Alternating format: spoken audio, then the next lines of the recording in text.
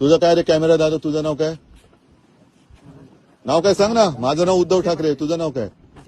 हा, विजय पटले. विजय पटले. पटले. कुठे राहता? MP Hindi sir. गुजरातचे नाहीत ना?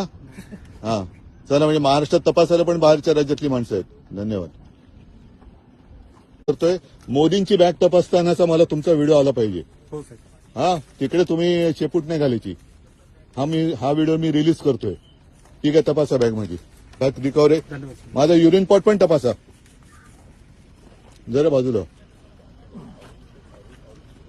ए बीच पे मत आओ.